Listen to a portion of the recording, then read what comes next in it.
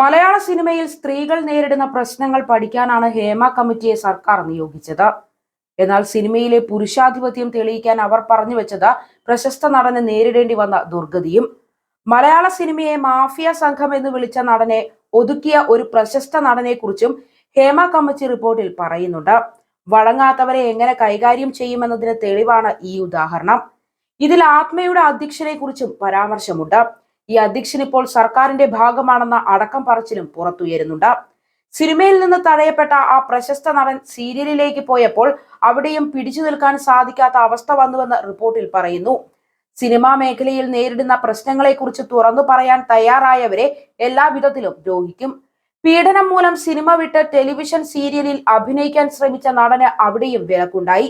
Television mini screen പ്രവർത്തകരുടെ സംഘടനയായ ആത്മയുടെ president ഇതിനായി ശ്രമിച്ചു എന്നാണ് റിപ്പോർട്ടിൽ പറയുന്നത്. മന്ത്രി കെ ഗണേഷ് കുമാർ ആയിരുന്നു ഒരു ഘട്ടത്തിൽ ആത്മ പ്രസിഡന്റ്.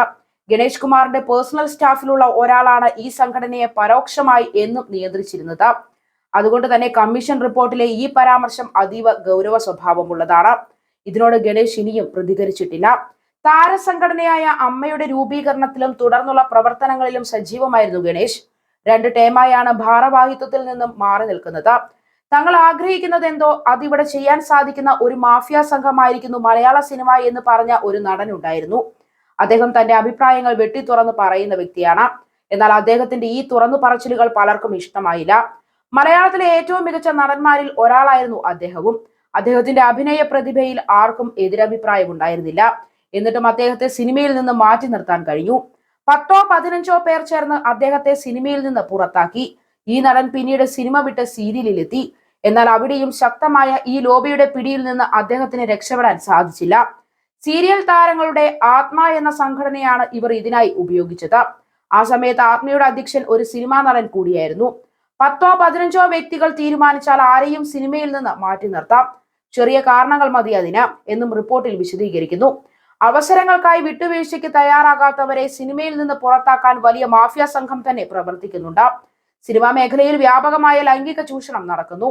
വഴിവിട്ട കാര്യങ്ങൾ ചെയ്യാൻ നിർബന്ധിക്കുന്നുവെന്നും റിപ്പോർട്ട് പറയുന്നു. മലയാള സിനിമാ സംവിധായകരും നടന്മാരും പ്രൊഡ്യൂസേഴ്സും അടങ്ങുന്ന ഒരു കൂട്ടം പുരുഷന്മാരുടെ ആധിപത്യത്തിലാണ് മാഫിയ എന്ന് വിശേഷിപ്പിക്കുന്ന ഇവർക്കെതിരെ ശബ്ദിക്കുന്ന ആരുടെയും കരിയർ ഇല്ലാതാക്കാൻ പ്രാപ്തിയുള്ളവരാണ്. എത്ര കഴിവുറ്റ കലാകാരന്മാരാണെങ്കിലും അവരെ നിയമവിരുദ്ധമായി സിനിമയിൽ നിന്ന് ബഹിഷ്കരിക്കാൻ ഇവർക്ക് സാധിക്കുന്നുണ്ട്.